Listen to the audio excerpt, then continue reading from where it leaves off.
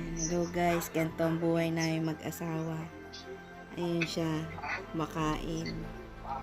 Yan ang buhay naming dalawa. Nag-uusap lang kami sa pamamagitan ng internet. Yan. Tapos na-miss ko na guys. Yan yung nasa isang cellphone na yan. Ayan. I miss that guy. I miss that guy, my husband. Yan po ang sitwasyon naming dalawa. Yan. Ganito lang kami. Tapos, pag matutulog, sabay din kami matutulog. Ganyan. Hello, Daddy. Say hi.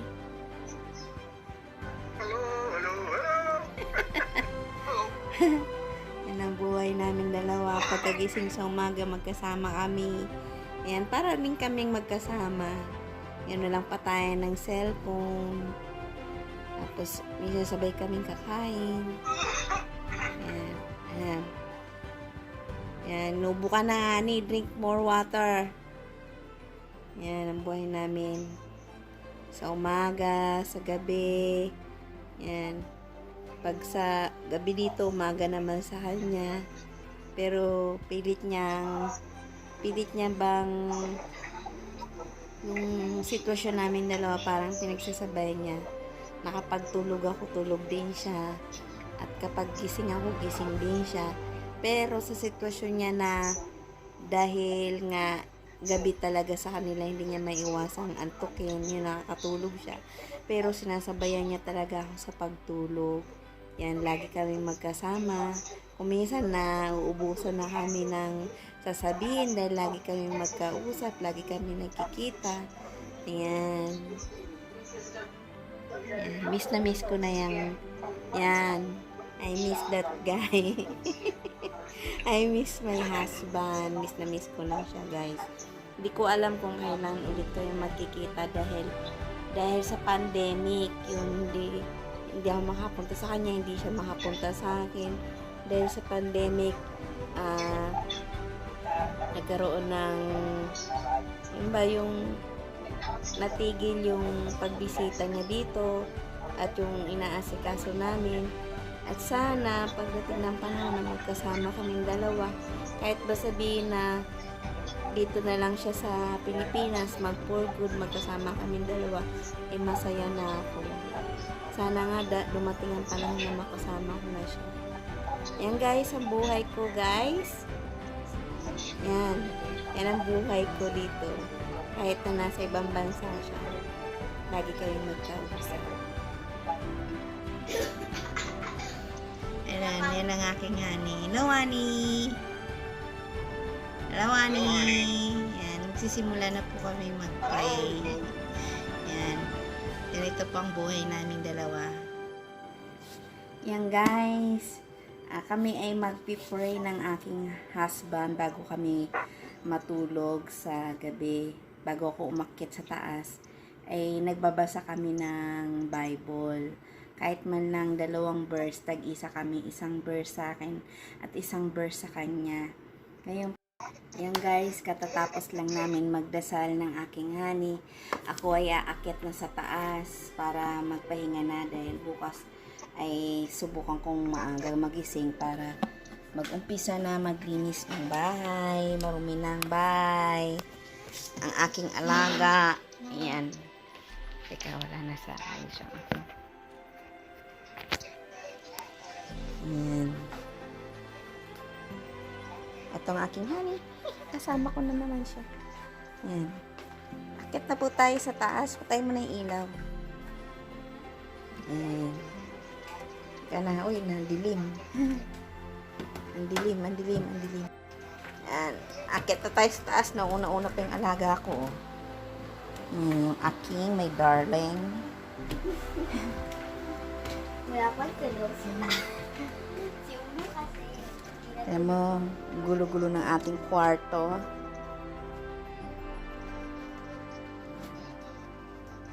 My darling. pawain kaya nagagalit sa'yo. Ah, naulan ko na. Kanina tumatalon eh. Takot talaga siya dyan sa ano. Sa manita. Paano pa kaya pag nagka-baby si mama? Alabo nang magkay-baby.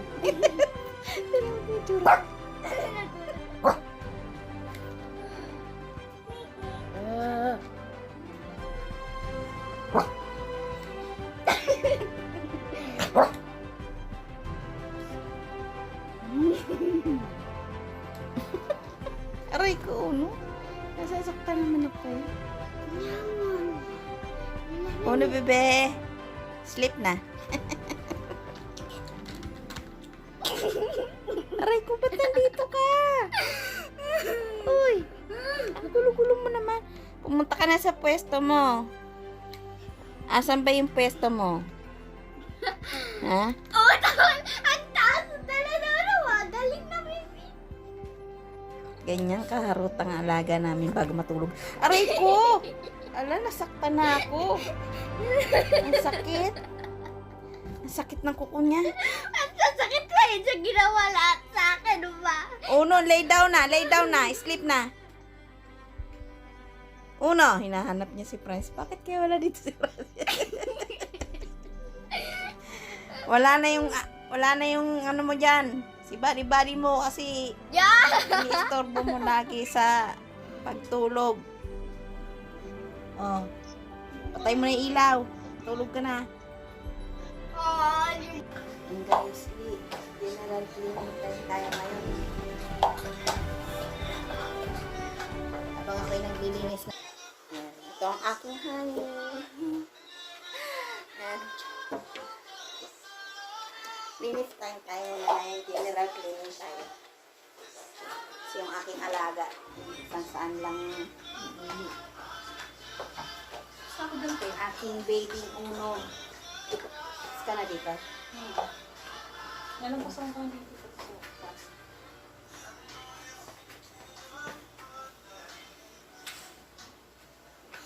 Alisin natin itong cortina.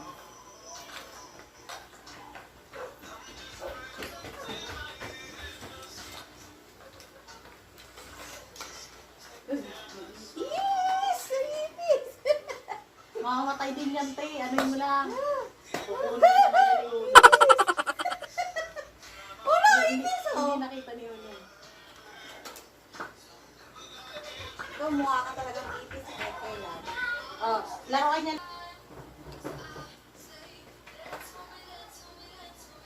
Guys, tulog ang aking mister. Pagos.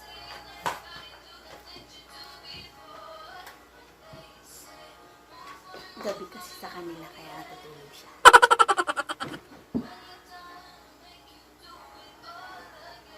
Agaw niya kasi magising eh.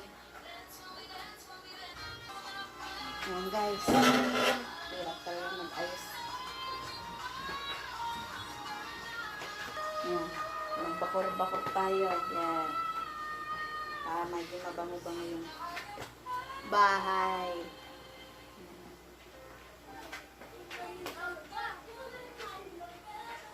Lagyan lang natin siya sa table. Guys, dami ko ng pawis. Mabawasan man lang yung pots. Ayan. Kita niyo po yan. Malamig yung honey ko yan. Ay, siya nakatulog. Ayan guys, ganito yung sitwasyon namin. Napanood na lang niya ako kung ano yung ginagawa ko. Ayan guys. Ayan. Ayan yung aking tsura ng bahay. Ayan. Medyo maliwalas na. Ayan yung picture namin mag-asawa. Ayan. Yung aming kasal. Ayan. Ito ang aking family na ngayon. Ayan. Ito ang aking panganay. At ang aking husband. At ang ako. At ang aking anak na bunso. Ito yung aming hagdan. Yun, may picture pa kami doon. Family picture. Yan, papunta. Regalo ito ng aking asawa. Ito, kasi, yan. Bago siya umuwi na ibang bansa, pagkatapos na yung pakasal, sinigurado niya kami ay may sarili ng bahay. Kaya, napakaswerte ko po talaga sa aking asawa. Hindi lang swerte, napakabait po niya. Dahil, hindi niya na ako pinabalik na ibang bansa at siya na po yung katuwang ko sa buhay. Dito lang ako sa bahay, yun, patinda-tinda, tumutulong kahit pa paano sa kanya dahil ayoko naman sa lahat sa aking asawa yung mga dapat na ayoko naman na i-obliga siya lahat, lalo na kapag may mga problema dumarating. Siya pa rin yung tumutulong sa akin kapag ako may problema ng mga pagsubok, lalo na financial. Yung asawa ko pa rin yung tumutulong sa akin, lalo na yung dumating na panahon ngayon ng pandemic. Wala talaga akong matatakbahan kundi ang aking asawa na kahit man na nasa ibang bansa siya, patuloy niya akong sinusuportahan at ng aking family sa mga gastusin ko araw-araw.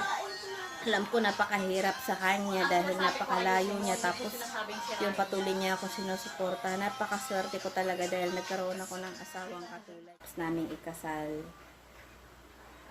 binila niya ako ng bahay bago siya umuwi ng kanyang bansa. Kaya napakaswerte ko po talaga sa aking asawa. Kahit alam kong malayo kami sa isa't isa, ay patuloy pa rin niya akong sinusuportahan, lalong-lalo na sa panahon ng pandemic. Kaya napakaswerte ko po talaga. Kasi yan yung, kumbaga siya yung katuwang ko na sa buhay ngayon na hindi ko na kailangan lumuwas ng ibang bansa para magpakahirap sa ibang lahi na manilbihan, kuskus dito, kuskus doon. Napakahirap po talaga ng sitwasyon namin mga OFW, lalong-lalo na sa mga katulad namin walang day off.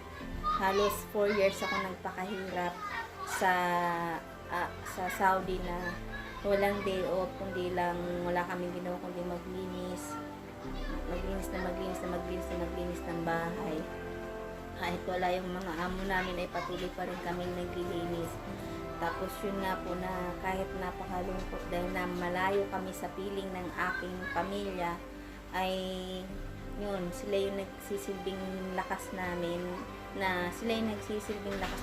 mga OFW dahil po sa kanila ay patuloy kaming nagsusumikap sa aming pamilya hanggang sa nakilala ko ang aking asawa. Online relationship po kami ay long distance relationship na yun nga yung sobrang depressed ko din dahil na namatay yung una kong kinakasama. Halos 2 years din kaming hindi nagkita yun. Tapos maraming mga pangyayari, maraming mga bagay na hindi na pagkakaintindihan, maraming mga problemang dumating, maraming mga pagsubok na nangyari sa buhay ko na hindi ko alam kung bakit nangyari na masyado akong na-depress sa sarili ko, depressed dahil yun nga yung kuminsan yung iniisip mo na kung sino pa yung taong dapat na katuwang mo sa buhay, yung sino pa yung dapat na magtiwala sa'yo, ay yun, siya pala yung magbibigay sa'yo ng problema at masyado kang down na down sa sarili mo. Pero yun, pagkatapos ng 2 years,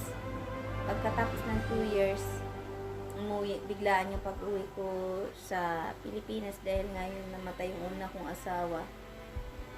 Tapos kinakailangan kong bumalik sa ibang bansa para sa family ko, maghanap buhay para sa dalawa kong anak dahil patuloy pa rin naman po yung patuloy pa rin yung bagay na dapat mo pa rin ituloy ang buhay kahit nag-iisa ka na lang, yung naging single parent ka. Napakahirap kasi parang nagsimula na naman ako sa umpisa dahil wala talaga kaming naipon, tapos doon pa rin sa utang. Kailangan kong bumalik sa ibang bansa para mabayaran yung mga utang. Halos nasa ibang bansa ako, tapos depressed ako sa mga nangyari sa buhay ko. Pero pilit akong bumangon. Pagkatapos pagkalipas ng 1 taon, yun, nagtry ako na maghanap ng kumbaga yung katuwang inisip ko na total 1 year naman na nakalipas na kapag babanglok sana para medyo yung matanggal naman yung depression na nangyari sa buhay ko. Meron sa akin na isang friend na tumulong na sabi niya gano'n, bakit hindi ako maghanap ng online relationship. Sumali ako sa date. Marami akong nasalihan ng mga apps na mga dating na naghahanap ng magiging boyfriend na ibang lahi. Kasi sabi ko sa sarili ko, kung maghahanap din naman ako ng magiging katuwang ko, siguro yung ibang lahi na. Ayoko na ng Pilipino. Yun nga, marami rin akong naibang nakilala na mga, hindi, mahirap maghanap ng relationship, lalong-lalo na pag long distance. Hindi mo gaano kilala yung tao. Siyempre, hindi mo maiiwasan may mga tao manyakis doon sa mga naghahanap din ng ano, yung iba parang libangan na lang nila, yung iba manloloko. Hindi madali maghanap ng lalo na pag long distance, hindi madali makahanap ng isang karelasyon na talagang magtitiwala at mamanghin ka ng buong buo at tatanggapin ka.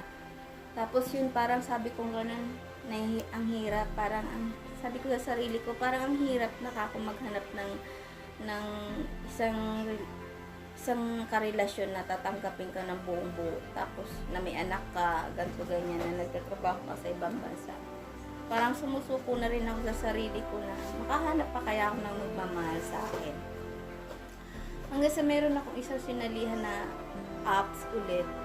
Dati ko na siya sinalihan, pero yun pa rin yung binigay sa akin ng isa kong friend na Nag-try pa rin ako. Pero ayoko kasi yung nangunguna. Ano lang ako ng picture ko, ng mga info ko sa sarili ko, yung mga about sa sarili ko, nilagay ko lang doon kung ilan yung anak ko. Sinabi ko talaga yung totoo kung ilan yung anak ko, kung saan ako nakatira, talagang buong detalye nandoon. Ayoko naman yung ako yung mangunguna talaga na maghahanap ng lalaki sa dating. Nilib ko lang doon yun. Sinitingnan lang nila yung picture ko. Meron din ng nilib na message. Kaso hindi ko naman sila ma-replyan kasi nga may bayad. Bago ko makapag-reply sa kanila, may bayad. Wifi lang yung gamit ko. Hindi naman ako makapagbayad sa kanila ng monthly dahil hindi naman ako makalabas. Wala akong day off.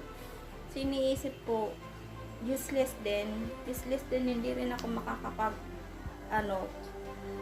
yung bagay, hindi ko rin ma-replyan kahit ba sabihin gusto mo silang makausap, hindi ko rin sila ma-replyan. Hanggang sa naisip ko, mag-lip na lang ako na sana ko pwede nila makontak. Wifi lang naman ang gamit ko, so doon ako lagi sa messenger na nakakapag-online. So, iniwan ko yung info ko about FB. Yun, iniwan ko lahat doon kung ano. Tapos hanggang sa nag-message siya sa akin. Tapos yun, dalawa pa nga daw yung message niya kasi yung gamit kong pangalan sa FB account ko noon, nung una pa, ay hindi ko talaga pangalan. Baga nag-alias lang ako sa FB ko. May kapangalan ako, doon siya nag-message. At nung nag-reply ako yun, nagpasalamat siya, nag-reply ako sa kanya hanggang sa nagpakilala kami sa isa't isa. Byudo na rin siya, ako byuda, hanggang sa patuloy kaming nagkaroon ng komunikasyon at sinabi ko sa kanya, tanggap mo ba ako? Sabi ko sa kanya, may dalawa akong anak, sabi ko ganyan. Sinabi ko lahat ng totoo sa kanya, tanggap naman niya, nararamdaman ko naman tanggap niya ako. Hanggang sa patuloy kami, hanggang sa nagkaroon kami ng relasyon. At sinabi ko sa kanya, hindi na ako nagpaligoy-ligoy pa, sabi ko sa kanya, ayoko na yung lokohan, ayoko yung gusto ko yung seryosong relasyon, sabi ko sa kanya. Payag ka ba? Sabi ko sa kanya, ganun na talagang dinirekta ko na siya, sabi ko sa kanya, ayoko sa mga tao ganito, ganyan. Ayaw mo, okay lang sa akin. Yun, nag-agree naman siya sa mga sinabi ko. Kaya patuloy naman kami hanggang nagpatuloy kaming nag-usap hanggang sa nagpatuloy ang aming relasyon, long distance relationship, hanggang sa nag-decide kami na magkita. Kamamatay lang ang asawa niyo, siguro 6 months pa lang namamatay ang asawa niyo nung makilala ko siya. Ako naman 1 year na namatay ang asawa ko nung nakilala ko siya. Nabi ko rin sa kanya. Tapos yun nga ay hanggang sa nag-decide siya na pagkatapos ko, kasi matatapos na rin ako ng pangalawang kontrata ko eh. Sabi niya gano'n, pupunta daw siya sa Pilipinas hanggang sa makipagkita siya sa akin. Tapos hanggang sa nagplano kayo, magpakasal gato ganyan. Sabi ko, okay lang ba na pakakasalan mo kahit ganyan, bago pa lang tayo nagkita. Sigurado na siya sa sarili niya hanggang sa nauna pa nga siya bumili ng ticket sa akin eh. Hindi ko na alam gagawin ko kung makakapagpaalam ba ako sa amo ko kasi napakahirap talaga magpaalam sa amo ko. Pero binilit ko talaga makauwi dahil sa kanya dahil ayoko naman siyang paasahin. Hanggang sa makauwi ako dito sa Pilipinas, lahat nilakad na namin kasi isang buwan siya dito. Nasa ibang bansa pa lang ako nagpapatulong na ako sa kaibigan ko kung paano ma-process yung kasal namin. At maraming salamat sa ka-churchmate ko na kaibigan ko na rin, kumarin na rin na siya yung tumulong sa akin na makasal kami sa lalong madaling panahon at laki talaga ng pasasalamat ko sa kaibigan ko na yun dahil siya rin yung naging way para makasal kami bago siya umalis na ibang bansa. Hanggang sa nagkita kami, nag-meet kami, yun. Masaya kami na nag-meet kami. Tapos yun, nagplano na medyo napagod nga lang siya kasi nga biyahe dito, naging haggard yung itsura niya, pumayat siya dahil siyempre nanibago siya dito sa ibang bansa. Hindi naman siya sanay sa atin dahil sa pinanggalingan niya magkaiba yung ating lema, pati ang kultura, naiiba, maging sa pagkain, naiiba. Yung na, siyempre nag-word ako sa kanya dahil pumayat talaga siya dito sa Pilipinas. Hindi siya gano'n nagkakain, hindi kagaya natin mga Pilipino. Siya, puro tinapay lang kinakain. Hindi siya gano'n kumakain ng mga, kumbaga hindi siya sanay. Hanggang sa, bago siya umalis na ibang bansa, binila niya ako nitong bahay na to. Napaka-thankful ko talaga dahil tanggap niya yung buong pamilya ko. At napabless niya na rin tong bahay. Yung pinilihan niya ako ng gamit, halos lahat ng gamit ko dito bago, maging sa sopa, maging sa higaan namin, TV, kitchen, oven, lahat po binigay ng aking asawa bago. Hindi lang yung bagong bahay, kundi bagong gamit. Kaya guys, napaka swerte ko talaga. Sabi nga ng mga friend ko na nakakilala sa akin, napaka swerte ko. Hindi man ako siniwerte sa una,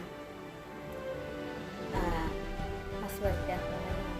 Napakaswerte ko dahil nandiyan siya sa kabila ng pandemic, patuloy niya ako minamahal at sinusuportahan. Yan ang buhay ko guys, sinishare ko lang sa inyo. Hindi madali ang long distance relationship tulad nito ngayon. Dati, lagi kami nag-aaway nung bago siya umuwi ng bansa. Yun nga, nakailan siguro 1 month na siya bumalik sa ibang bansa. Lagi kami nag-aaway. Kasi hindi niya ko naiintindihan yung culture natin, Kumbaga, hindi kami nagkakaintindihan yung mga attitude natin. Hanggang sa unti-unti na namin nakilala isa't isa. Nag-giveaway kami. Kumbaga, inuunawa namin, unawaan ko siya, unawain niya. Ngayon napakasaya ko kasi lagi kong pinag-pray ko sa maayos sila kung nag-away, hindi kayo magkaroon ng tampungan. Pero ngayon nagpapasalamat ako dahil ang laki na ng pinagbago. Hindi na siya basta-basta nakulad na dati na kunting gigot, galit siya, kunting galit siya. Ngayon naiintindihan niya na ako. Kasi ang gusto niya lagi kakausapin siya. Kaso minsan diba, wala na tayong masabi. Wala na tayong may kwento.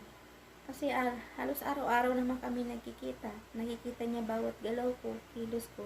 Nakikita niya, wala na akong masabi, wala na akong may kwento. Kaya yun, hanggang sa naintindihan na lang niya, ganito yung sitwasyon niya. Pero kahit sa kapila ng malayo kami, ay si God pa rin yung nasa kalagitnaan namin. Hindi namin kinakalimutan na si God pa rin yung sentro ng aming relationship. At napakasaya ko kasi every time na bago ako matulog, bago kayo matulog, magpipray muna kami ng aking asawa. Hello, honey! How are you? How? Yan, gising na yung aking my love. Ito guys, ang aking buod ng aking buhay. Kung paano kami nagkakilala ng aking husband, at napaka-thankful ko at napakasaya. I'm so lucky. I'm so lucky to have my husband like you, Daddy. Hello. Yan. Yan, sineshare ko to sa inyo guys. Talagang napakalaki ng pasasalamat ko at talagang napakaswerte ko. Kumbaga yung araw-araw na pinapanalangin ko, araw-araw na iniiyak ko, araw-araw na iniisip ko na darating ba yung panahon na magiging masaya ako. At ito na yun. Yun nga lang, natapat naman sa pandemic. Pero alam ko na darating ang panahon. Alam naman natin na may magandang plano si God para sa atin. Huwag tayong mawala ng pag-asa, patuloy ang ating buhay sa kabila ng ating dinaranas na pandemic. Lagi po tayong magdasal, lagi po tayong manalangin, lagi nating kausapin ang Panginoon. Lagi natin sasabihin sa Kanya kung ano man ang mga bagay na gusto natin. Ang gusto lang ni God ay manatili tayong close sa Kanya. Manatili tayong makipag-usap. Huwag tayong makalimot at lagi tayong magdasal. Maraming salamat po sa pakikinig ng aking kwento. Maraming salamat sa inyo at nagpapasalamat din po ako sa lahat ng mga sumusuporta ng aking channel at sa mga baguhan. Huwag niyo pong kalimutan i-like at subscribe my channel para lagi po kayong ma-update sa anumang video na i-upload ko. Ngayon po, kita-kits na lang po tayo sa susunod kong video at sa susunod kong i-upload about recipe. Marami po kayong matututunan sa Caesarial, hindi lang sa pagluluto, kundi kung ano man mga bagay na pwede kong i-share, maging sa family o sa labas ng tahanan na ito, ay i-share ko po sa inyo ang aking karanasan at ang aking mga natututunan. Maraming salamat po and God bless us all. Bye!